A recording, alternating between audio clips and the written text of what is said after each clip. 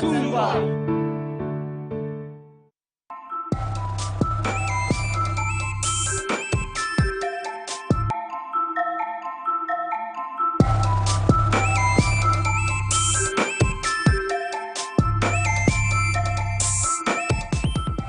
The TVWAN News is proudly brought to you by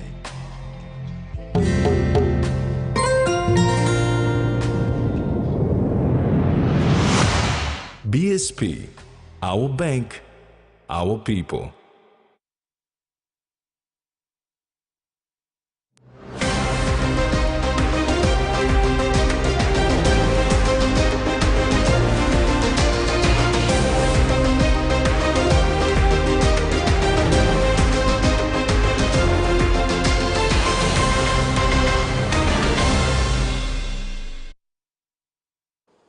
Hello and welcome to TVWAN News. I'm Maricela.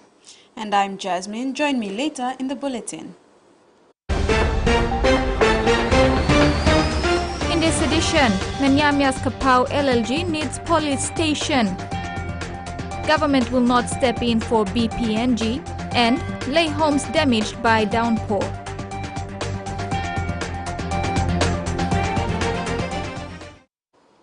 Prime Minister James Marape, on his return from bilateral meetings with Fiji yesterday, says the national government does not intend to take on the role of the Bank of Papua New Guinea. He said this in regards to the recent fuel shortage as a result of Puma Energy shutting down its operations nationwide on February 19. Prime Minister James Marape says in his absence, Deputy Prime Minister John Rosso has shown leadership during the Puma Energy and Bank of PNG saga. I want to assure everyone, we as your government do not intend to step in and do Bank of PNG's role. Bank of PNG has been independent, is independent from the executive government. They operate at arm's length, controlling and supervising our monetary policy. They have some fiduciary requirements and issues with Puma. Prime Minister Marape says the Bank of PNG continues to do its own investigations. They've been doing those investigations and assessments. It is still running. Our government have not stepped in to ask Bank of PNG to stop in that space. Contrary to this, we've allowed Bank of PNG to do what they have to do. However, PM Marape says in the interest of the country's economy, the government has encouraged BPNG to allow Puma Energy to be on the list of foreign exchange consumers in the country. Because Puma has a larger footprint in as far as fuel supply to our country, we've encouraged Bank of PNG to allow Puma to be on the list of forex consumers in our commercial banks, so that equivalent fund needed for them to purchase the cargo load to supply to our market be continued. Prime Minister Marape encourages BPNG and Puma Energy to meet, be transparent, and for BPNG to complete the current investigative process that is still ongoing. Carol Kiru Jr., TV1 News. Meantime, Prime Minister Marape has offered to the Fijian government land in Port Moresby to build a local Fijian base for their representative. There's a big conversation on marine resources. PNG, Fiji, and the Greater Pacific owns substantial part of the Pacific Ocean. Therein has great marine resources. We combine supply almost towards 60% of world's tuna to the tuna market. We felt that there was high theft of our fisheries and marine resources at high seas. We're looking at combined lobby to World Trade Organizations for fishery subsidies and to ensure that our fisheries resources and marine resources are geared or harvested correctly and benefits flowing inward to our Pacific Island nations. Papua New Guinea and Fiji being two big economies, decide, and big nations in Pacific, have agreed to take leadership, and the conversation will flow on into the Pacific Island Leaders Forum to be held this week, Friday, in Nadi. We also Gazelle District in East New Britain Province received a fully kitted needed ambulance from the PNG National Gaming Control Board. Made possible through NGCB's Community Benefit Fund program, the ambulance was secured by Gazelle MP Jelta Wong. NGCB's Alice Kayan was in Kokopo at the Ella Motors yard to hand over the vehicle to the district. The ambulance is purposely for the Catholic Church-run Napa Napa Health Center. Central Gazelle LLG President Joe Endos said the Napa Napa Health Center services more than 6,000 people in the Central Gazelle LLG and the catchment areas, including those from the other LLGs of Inland Bainin, Lasul, TVWAN, Remba, and Tomavunadidir. Kayan said the CBF receives 7% of the revenue collected by NGCB and helps fund community projects. Papua New Guineans in remote areas struggle to access basic services like education, health and justice. Women in the rugged district of Menyamia in Morobe province walk for more than 2 days to give birth, while those who cannot go any further die along the bush treks. The mountainous district of Menyamia in Morobe province is yet to feel its government's presence. Mother of 3, Kathy Henry, lives at Kapao Rural Local Level Government's Ward 5 in Komakwata, where a nearby health center is 2 to 3 days away, while the nearest primary school is hours away at Ward 4. There is no aid post, no road, and no police station. Locals, especially pregnant women, are forced to walk for hours to reach the main track that is used by vehicles. From there, they pay 30 to 35 kina PMB fare to go to Bulolo district. Henry said most times mothers who miscarry aboard the vehicles are charged 300 to 500 kina. Mi plaza Colombulolo, mi plaza lo presto mi plano ka local, mi plaza Columbus. Na ol pikini mere ya ol no sakare pikini ngote ol sa mi plaza pani mati. Na ol sopa sa ol pik man sa lingin sopa na o sa pokisenen. Samsa te sopa ino ka mem wasandai. Na no ka local na hatlo mi plaza ingolo office. Private post na mi sa kisima la sen mi plastic se mi plaza sta cosa mi plaza pain bus wala pro mi planan kring nasta sandata na mi plastic mi plaza wakapot kam sidi plolot kal ken mi plastic kal nangolo bulolo le. Recently at the Tutumang House, the new Menyamia MP, Solen Loifa, voiced his people's frustrations and stressed that road links are crucial to development. He further called on the provincial government to properly vet contractors before awarding them projects. Jemima Sugba, TVWAN News. The recent rainfall in Lae Morobe province damaged over 40 houses at the 4 and 5 mile area. A community at Lae's 4 mile settlement are calling on relevant authorities to help divert the flow of wastewater, which is now flowing through people's homes. The recent heavy downpour in Lae wreaked havoc on a number of properties, with flood water flowing into homes from clogged up drains. A community at 4 Mile Ward 4 Stage 2 lost their properties during the February 17 torrents, while over 40 homes were damaged when the stormwater diverted from its original course and flowed through people's homes, polluting drinking water, flooding toilets and displacing families. Community leader Pastor Joseph Nyanfop has lived at 4 Mile for 15 years now. He said this wasn't the first time for such an occurrence. First one had been come up last year. Now this last year problem it cost him not a play on me. One play cost him was skin disease, me plus sick. Because polluted waray polluted lo bambam na rubbish na. Or this rubbish caricam na polluted.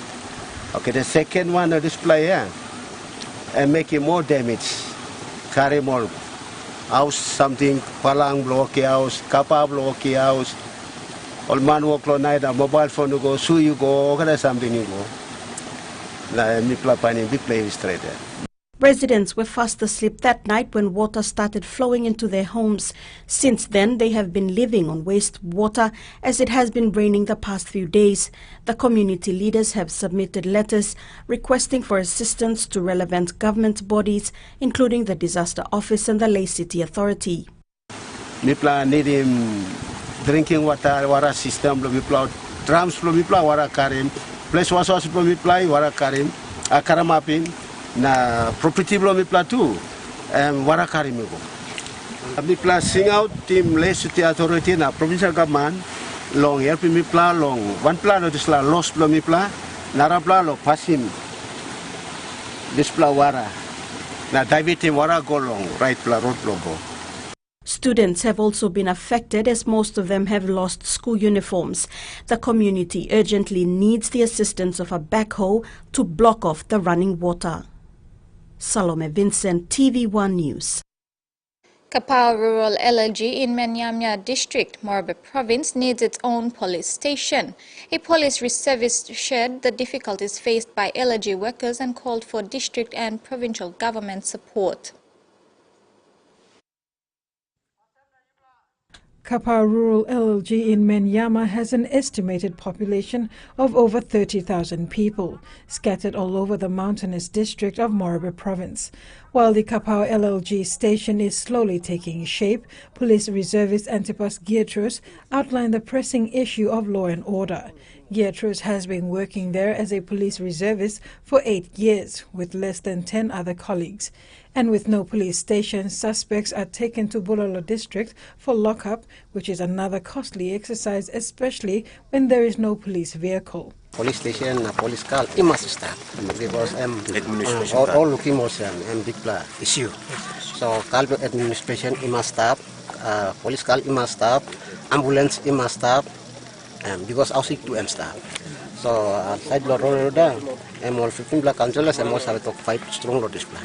So 15 black councillors need long or resolution long and sanablo. Police station must come up because and big plus something. And by 7 live law, community law plus. The district's police headquarters is at Menyama Station, which is hours away compared to Bulolo. Geertrus estimated that Kapau Rural has been without an ambulance and law and order facilities for over 2 decades. Ward 9 Councillor Jacob Joseph supported Geertrus's call for a police station, adding they also need their own courthouse. Now I am slow. Kilaki station place when I'm travel, when I'm heavy come up, you got courthouse by Salablo one place. Meeting in this land. Me carry law and order ministry. Me sitting plant in this must come up. Now police am talk through heavy stuff. Heavy work will come up a place in the Middle station there. The station work money you stop good. Long one money no hat, no office. The LLG officers are calling on the LLG president to fight for their rights at the Tutumang House. Carol Kido Jr., TV1 News. A number of suspects involved in a string of criminal activities in the Sinivit LLG of Pomio District, East New Britain Province, surrendered to authorities on Wednesday, 22nd February. The 14 youths from Kopi at the Nukumal plantation in the Laup ward surrendered at 5 p.m. in the heavy downpour. Sinivit LLG President Boniface Gerap commended the youths for surrendering and thanked their elders for cooperating. He further advised that the Sinivit LLG will today assist the women and children who were left homeless after their houses were burnt down over the weekend. Gerap said the youths were escorted to Kokopo by one of the police units engaged in the week-long police operation in the LLG this week. This is TV1 News. When we return, PNGDF officers promoted and Baruni classrooms opened.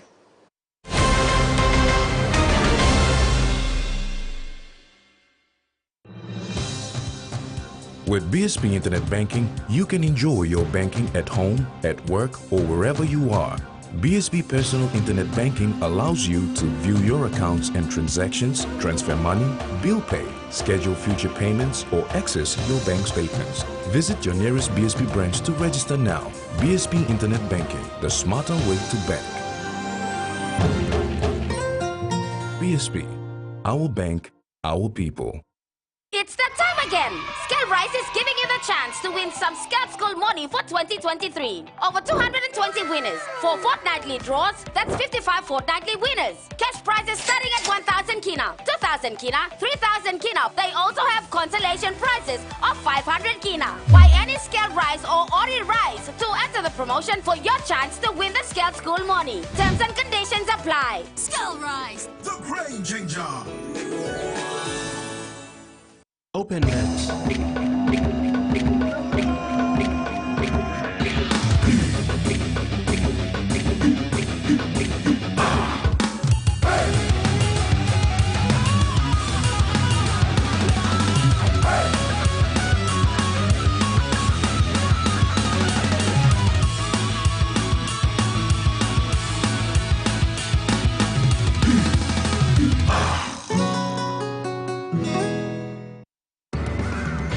We see you, moving heaven and earth to progress forward. That is why we make sure that the reward you deserve is waiting to encourage you on your journey to success. Hi, with the help of Palmolive Naturals shampoo and conditioner, with these 3 quick and easy tips, I'm going to show you that more natural, beautiful hair is achievable. Step 1, massage your scalp during washing with shampoo. Step 2, apply conditioner to the tips of your hair. Step 3, gently towel dry your hair. There you have it. For natural, beautiful hair, use Palmolive Naturals shampoo and conditioner. Have a great hair day.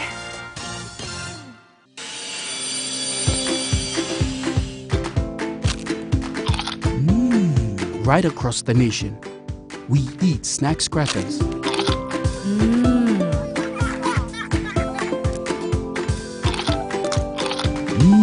Emi trupla. All get a young plana lapun, only like him snacks crackers. Only make him here, no PNG, one-time lay biscuit company. It's crunchy and tasty. It's irresistible. Strong like you, smart like me. I hope they don't break. Now Choli Luki's son. This is Relaxo. Strong plus thread. Should I try them on you? No, please. I'll take them. Relaxo. Very strong, lasts long.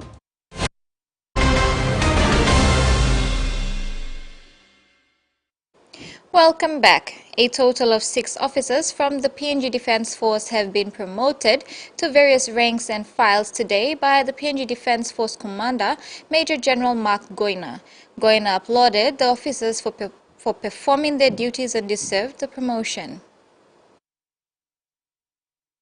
Papua New Guinea Defence Force Commander Major General Mark Goina have urged the newly promoted PNG Defence Force officers to perform their duties diligently and fairly in their new ranks.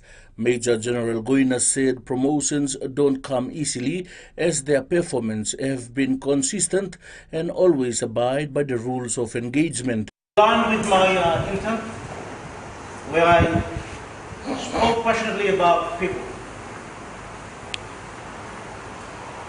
Our men and women deserve to be led, commanded professionally. They don't deserve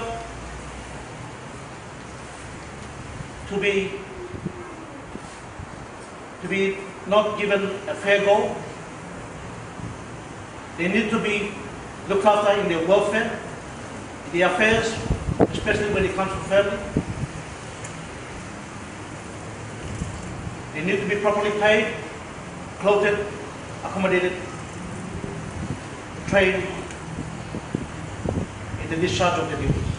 He also mentioned that families played a very pivotal role in their promotions as they kept on pushing and encouraging them to work the extra mile.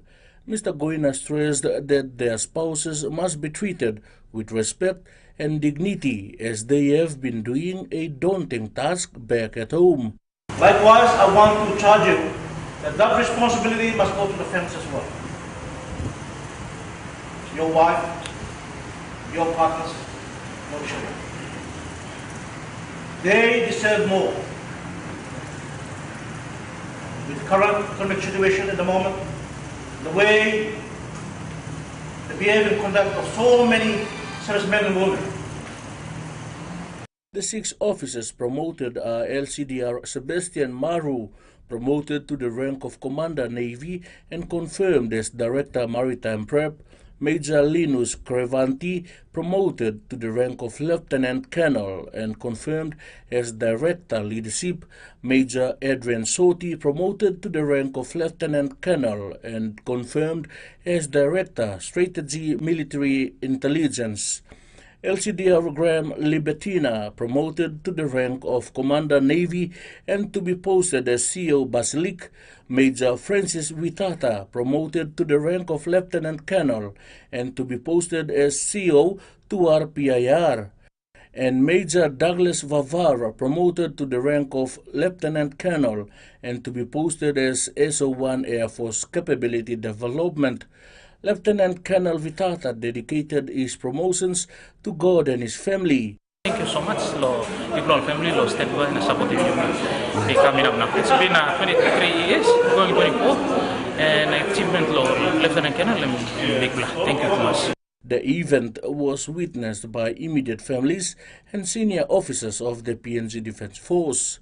Freddie Mo, TVWAN News. Meantime, PNG Defence Force Commander Major General Mark Goyner challenged the senior officers to lead their team transparently and fairly and bring back trust and loyalty to the PNGDF. I did not pick this decision lightly. I based this decision based on your performance and your ability to perform those appointments that you've been given. And I must warn each and every one of you. If you don't perform, if you don't do the job that is required of you, if you don't look after your families, I will remove you. I will not tolerate any officer for given leadership not to do their job diligently, as well as in looking after our families. Minister for Forest, Salio Waipo, announced today the re-signing of the Memorandum of Understanding between Australia and PNG's forestry ministries in Canberra, Australia on February 17. The MOU is a partnership understanding between PNG Forest Authority and the Australian Department of Agriculture, Fisheries and Forestry to promote, strengthen and advance the forestry sector between both countries. Minister Waipo presented the MOU to senior officials of the Forestry Department this morning. After a successful bilateral meeting with the Australian forestry counterpart in Canberra on February 17th, Minister for Forest Salio Waipo presented the MOU to his senior officials in Port Moresby today. This happened for Papua New Guinea. Thank you very much.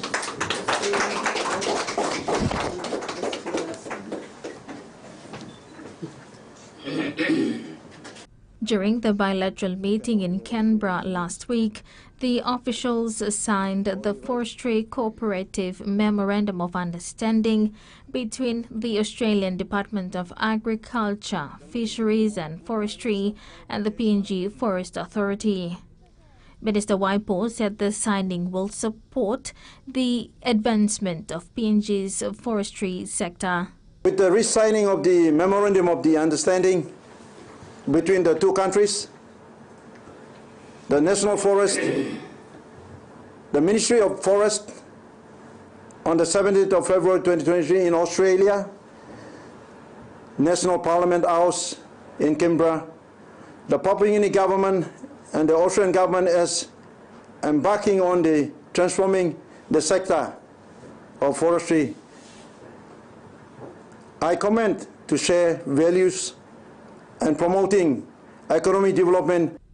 The minister said he was pleased to see the MOU signed as a means of showing that the Australian government understands the forestry sector in PNG. He said the reforms undertaken by the Marape Rosso government in the forestry sector to start the downstream processing of logs will drive and reshape the forestry sector. This MOU, which was signed on behalf of our government and the Australian government, that was done before, and when the Prime Minister of Australia visited Papua New Guinea, he had a big bilateral meeting with our Prime Minister and was discussing among those lines about forest sector and at the same time about carbon emission in our country. Minister Waipo thanked his staff and officials, including Managing Director John Mosoro and National Forest Board and Management, for successfully renewing and affirming PNG's partnership with Australia through the forestry sector. Jemima Sugba, TVWAN News. The National Fisheries Authority has signed a Memorandum of Understanding with PNG Datacorp to begin the digital transformation of the NFA. It is in line with the government's ICT modernization plan and the digital government transformation policy and legislation. The National Fisheries Authority and Datacorp today signed a MOU for NFA's start to digital transformation. NFA Managing Director Justin Ilekini stated that this transformation is necessary to enhance the process and impact of their reforms and to ensure that the operational and business infrastructure is digitally agile and ready to transition PNG into the global digital marketplace. We feel that going into partnership with Datacorp, we can be able to better ourselves in terms of modernizing the kind of work we do. And digital transformation underpins modernization of organizations. This is the beginning of modernizing NFA to an organization that can be efficient, that can ensure that, we don't deal with a lot of paperwork anymore. We can be sure of making sure that costs are cut. We can be sure to make sure that productivity at the end of the day is improved, and I think this is what the government requires or expects, and this is what our people expect as well.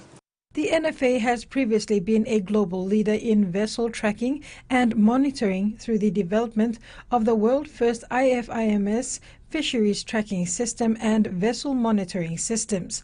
The MOU will now enable the NFA to move towards digitizing its internal workflow processes and external fisheries activities, which will help the NFA to better manage the industry for sustainable and equitable benefits for generations to come.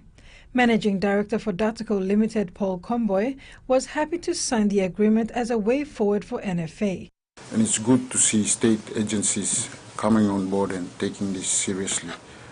After coming and sitting and listening to the issues of NFA and talking to them and telling them about our experience and what we do, they have decided to partner with us in this journey. It's not going to be an easy journey, it's not going to be a short journey, but we will be there with them all throughout. The use of real-time data collection and reporting, world-class analytics and scoring systems will enable the NFA to execute its mandated functions to regulate and maintain a sustainable fishery industry more effectively. Carol Kidu Jr., TV1 News. Governor for National Capital District, Powers Pakop, was the guest of honor at two new multiple classroom buildings for the Baruni Preschool, formerly elementary school, today. This was the first official duty the governor made after his prolonged sick leave. He was there at the invitation of the Deputy NCD Governor and Motu Koita Chairman, Daddy Toka Jr. Baruni Preschool within the Baruni Primary School perimeter and the community were excited to open two iconic classroom buildings. Governor for NCD, Powers Pakop, assisted Deputy Governor and Chairman of Motu Koita, Daddy Toka Jr., to officiate at the event. It was Governor Pakop's first official duty after returning from a prolonged sick leave in Australia. Thank you very much, everyone, for today. It's a day I thought will never happen for me, but I am very, very pleased and happy to be here. I'd like to also say that I'm blessed to be here. Australia.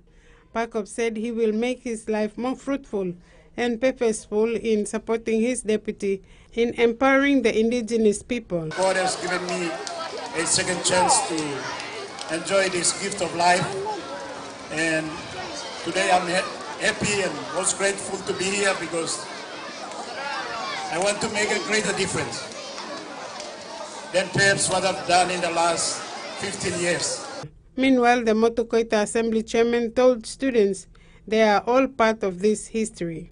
What is important to the government of Motu Koita is ensuring the future of Motu Koita is recognized. And we do that by building infrastructure for education. Construction on the 2 3-in-1 classrooms started in June 2022. They were completed just this month and will be used by 120 preschool students. The classrooms were built through the collaborative effort of the indigenous business entity Bakoda, the Motu Koita Assembly and the National Capital District at the cost of 1 million kina. Governor Pakop said the 2 iconic classrooms were a long time coming because the school was built in the 1960s. In saying this, he assured the Baruni community and students that this is just the beginning of many changes to come. Frida Kana, TVWAN News. You're watching TVWAN News. When we return, we'll have news from overseas.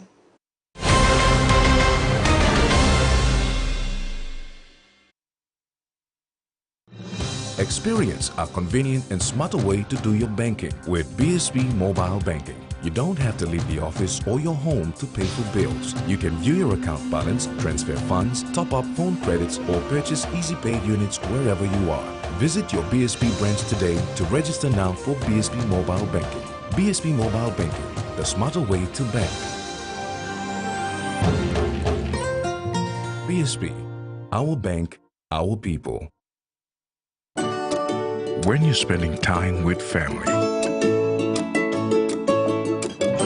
when you've got a big day ahead, when you have given it all you've got, when you're putting on a feast, that's when you want the best. That's when you want flame rice. New flame rice. Win him, Olgeta. He says the best Hunters players come from his region. So does she. But there's one thing that brings everyone together. SP Lager. Bongum Yumi. Cheers to 70 years. A quick favorite meal for the day does feel good. Snacks noodles is my choice for a simple meal. It is easy to prepare and fast to cook. And with a touch of flavor and ingredients, quality noodles that can be cooked and enjoyed in many different ways. You see, my whole family loves it. It's made here in PNG and comes in different pack sizes. Snacks noodles, tastier but you like it more. Strong like you, smart like me. I hope they don't break. Now Charlie look his son. This is Relaxo.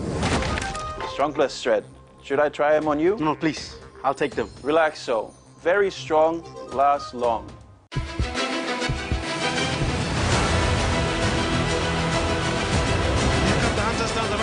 They go to the hands and it's just going to be too easy for Solo Warrior to score the first try for this afternoon. Short ball, straight and flat, and under the post again go the SPP judges. They go out right, Robertson tries to score an easy ball inside.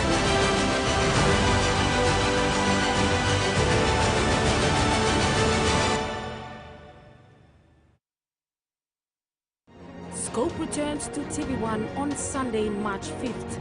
Tune in every Sunday evening for the latest stories of development around the country. Scope, returning Sunday, March 5th, here on TV1.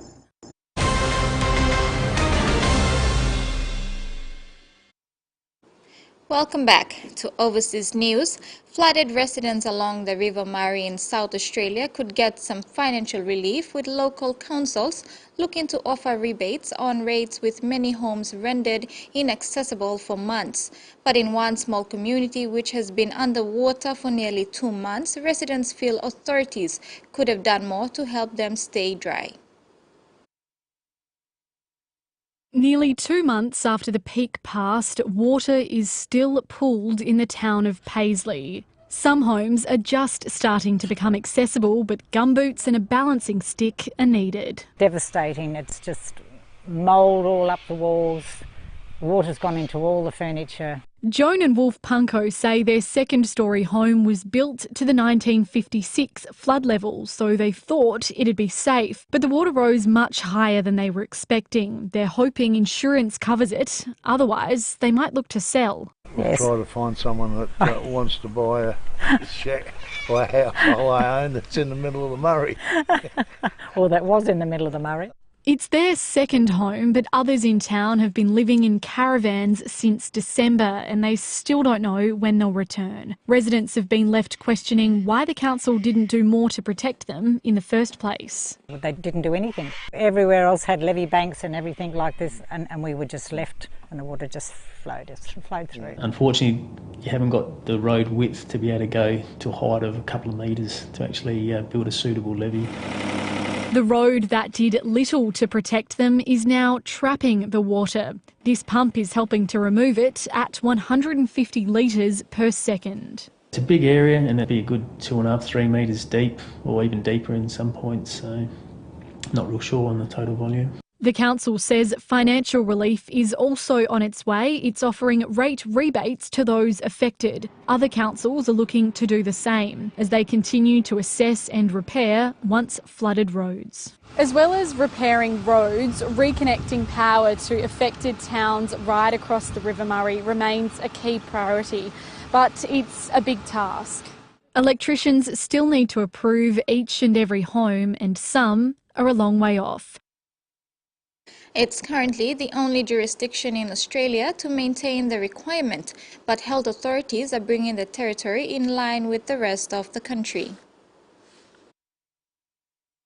The ACT had taken a cautious approach to the removal of this last pandemic restriction under its emergency management declaration. Many jurisdictions had removed the requirement to report positive RATs prior to the summer that is concluding this month. But the ACT had kept that in, though the Chief Health Officer has now ruled that it is no longer justified given the conditions of the pandemic at the moment. So from the end of this month, it will no longer be mandatory, but rather strongly encouraged for Canberrans to report the result of a RAT if it is positive. The removal of this restriction in other jurisdictions has prompted frequently a backlash from people who are vulnerable with health issues and who are immunocompromised, who have often felt like the respective state and territory governments have abandoned them. The ACT's Health Minister Rachel Stephen-Smith says she understands those concerns,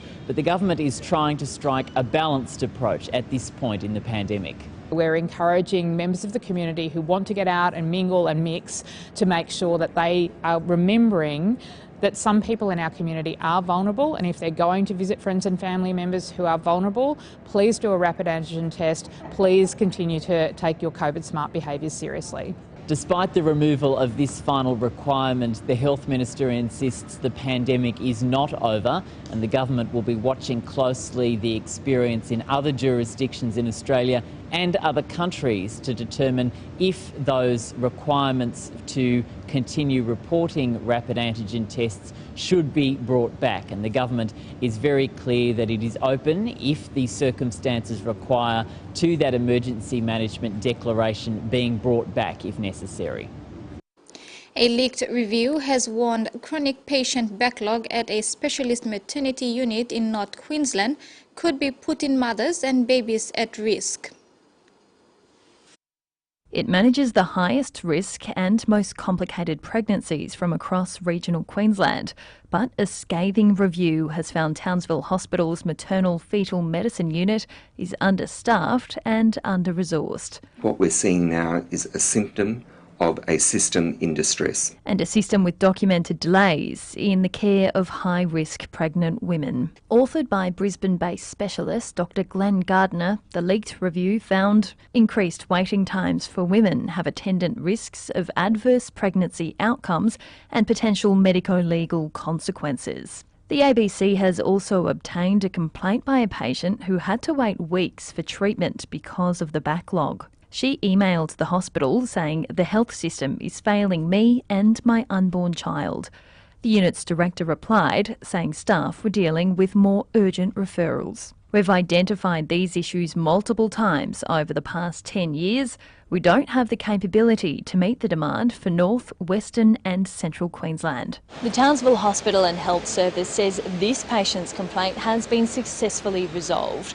But the problems revealed here are the latest example of pressure on maternity services in regional Queensland due to staffing issues. The Gladstone and Biloela hospitals have been on birthing bypass for months due to a shortage of doctors, while last year a review found inadequate care at the Mackay Base Hospital contributed to the deaths of 3 babies and led to women suffering lifelong physical and mental harm. It's a tough time for the women of Australia, in particular the regions and rural areas, who just want to have a baby.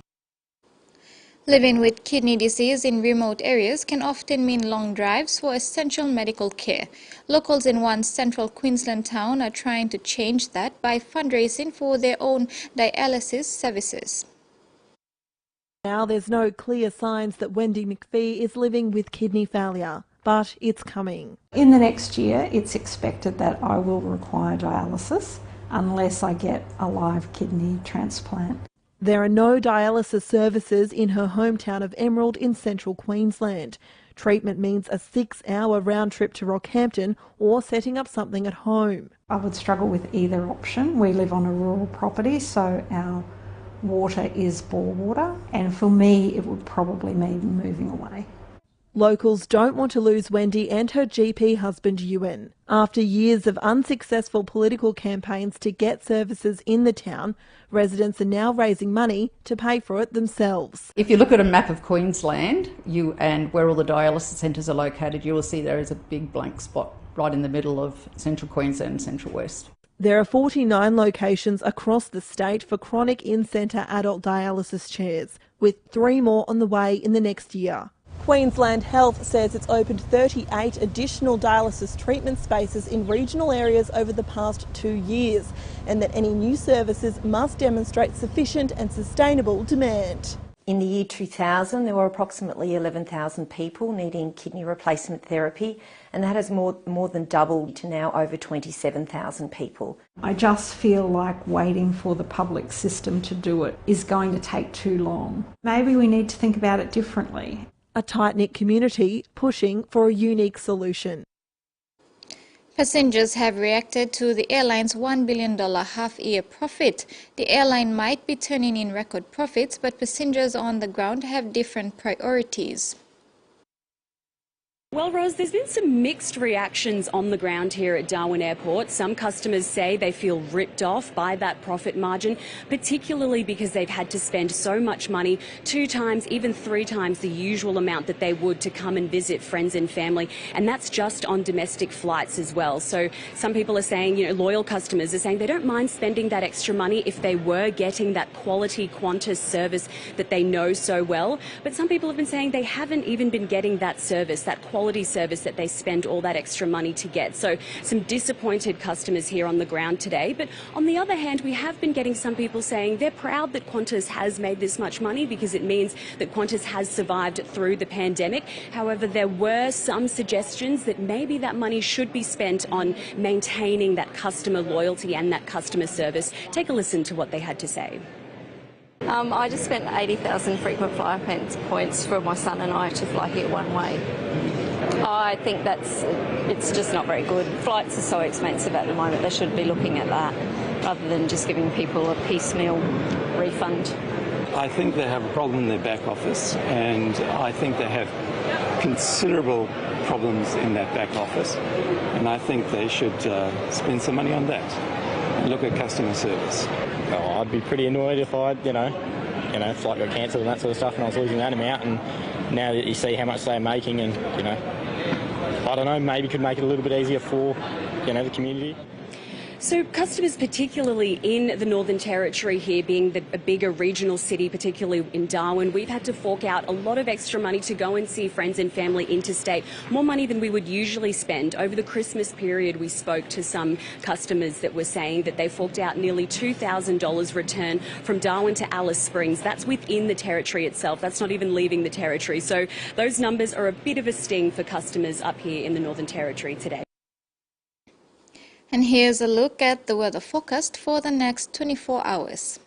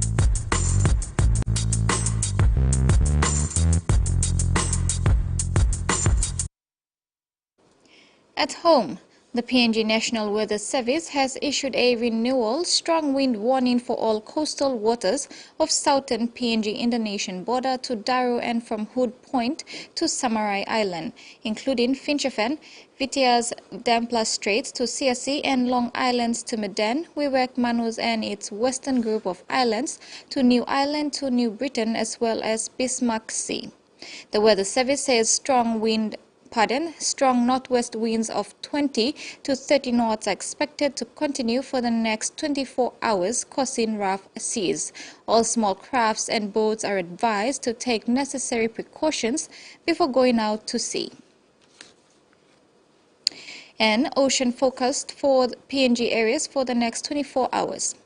Coral Sea sees light to moderate northwest winds of 20 to 30 knots with scattered showers and thunderstorms. Solomon Sea sees slight with northwest winds of 10 to 15 knots, scattered showers and thunderstorms with areas of rain. Bismarck Sea sees rough with northwest winds of 20 to 30 knots with scattered showers and thunderstorms with areas of rain. Pacific Ocean sees slight to moderate with northwest winds of 10 to 20 knots, scattered showers and thunderstorms with areas of rain. We'll take a break. When we return, Jasmine will join you.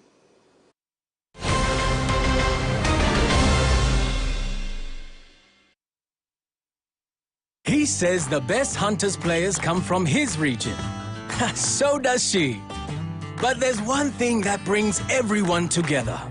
SP Lager. Bongum Yumi. Cheers to 70 years.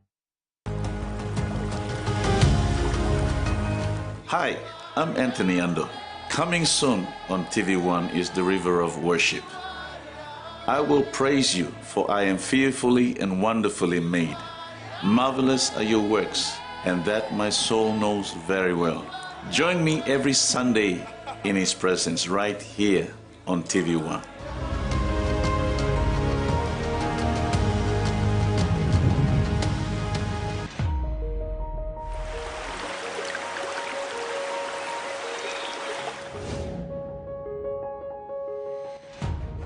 want you to win somebody's heart. That's Naren.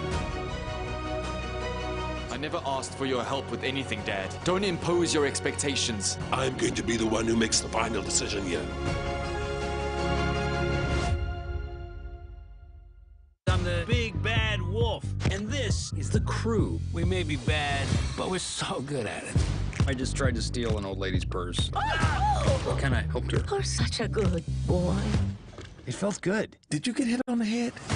Maybe being good isn't so bad. Let's try it. Lesson 1, sharing. Pop me, please. Nope. Sucker. The Bad Guys premieres Saturday, February 25th, 9 p.m. on HBO.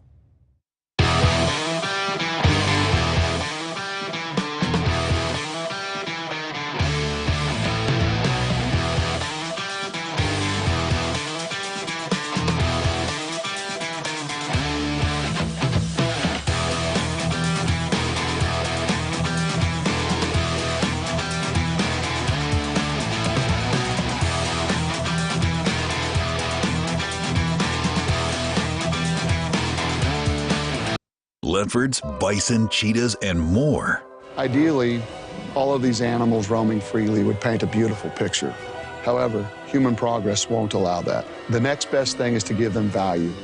Join Dan Cabela as he sets out on an international journey of discovery within the world of conservation. There is no one-size-fits-all solution, and science is the best hope to find answers for their survival. Hard Truths of Conservation, coming soon on Outdoor.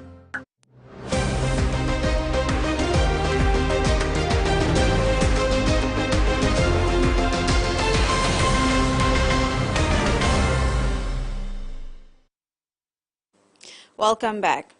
The fashion retailing company Jacks of PNG have officially launched its 2022 Design PNG product. Through their 2022 design competition, 3 local designers were selected to display their designs through the next set of merchandise for Jacks of PNG. The 2022 Design PNG product of Jacks of PNG was launched midday today at Waigani Central. Excited customers, staff and members of City Pharmacy Limited joined the launch as the 3 local designers for the new merchandise presented themselves as well as their designs on merchandise.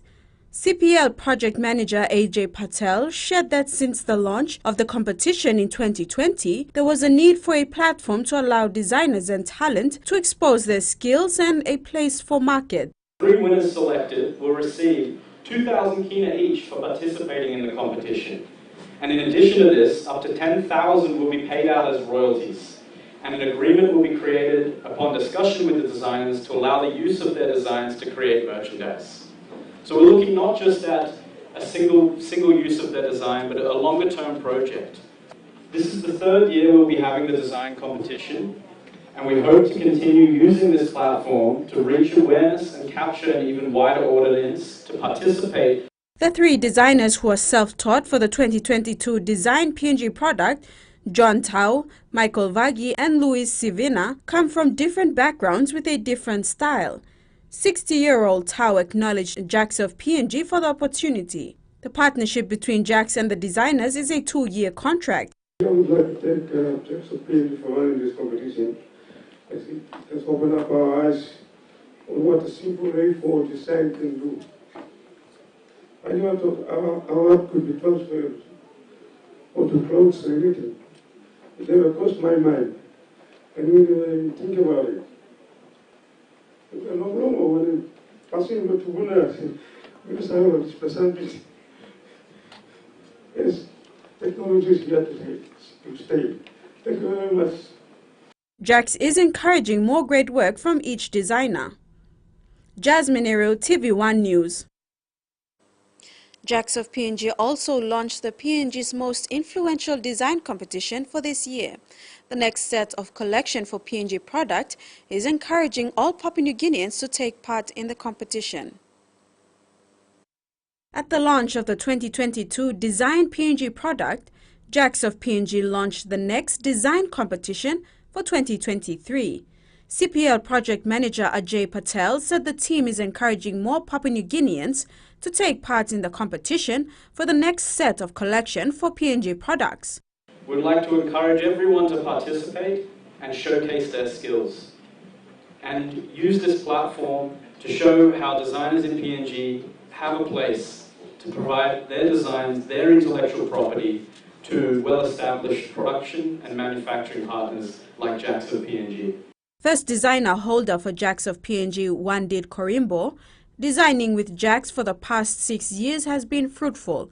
Korimbo encouraged other Papua New Guineans to give the competition a go. This platform, I would like to encourage a lot of the local artists. If you have a passion for fashion or creativity, this is a platform that I'd encourage you to come in, because a lot of the designers these days, we take part in fashion shows, but we are not given that opportunity to put our creativity onto fabric. And this morning I asked them, how do you feel wearing your designs and seeing them out in a shop?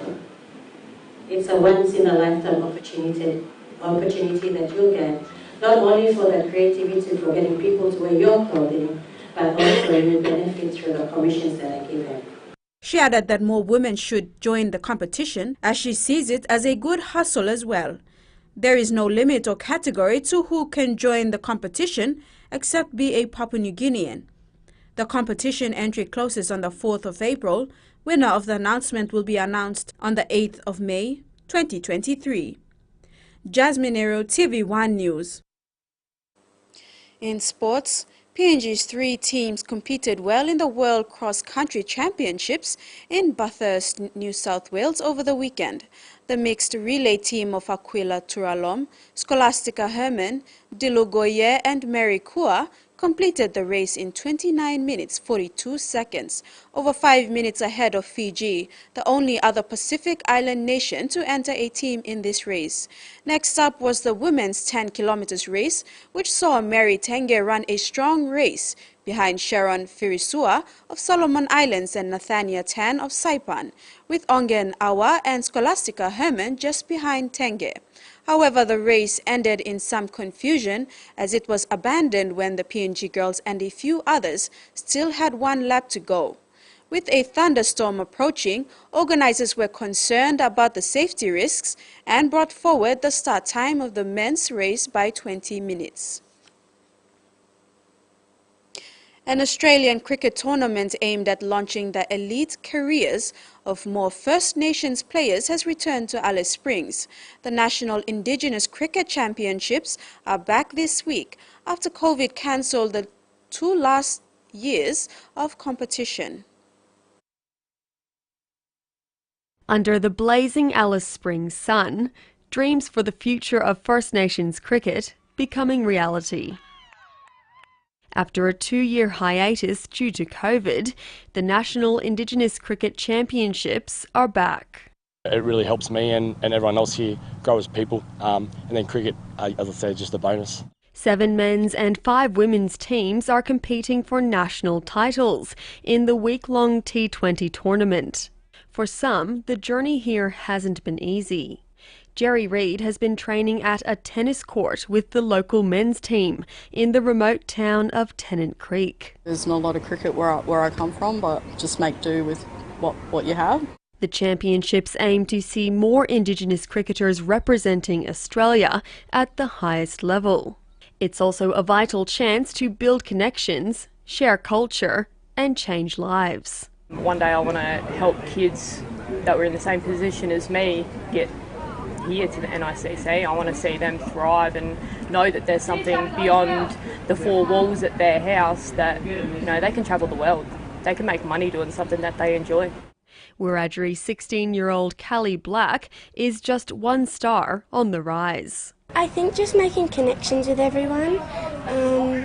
Some days you're not always going to get a result.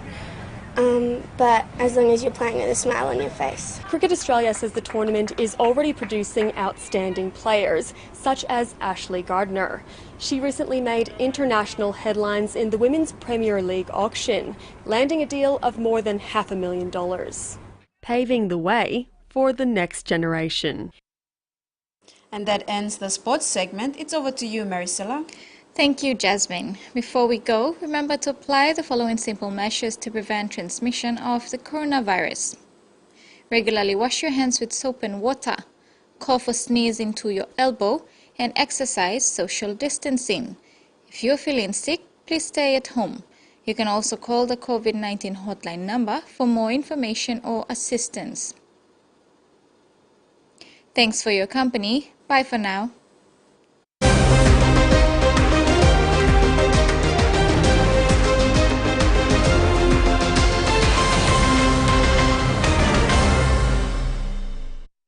The TVWAN News was proudly brought to you by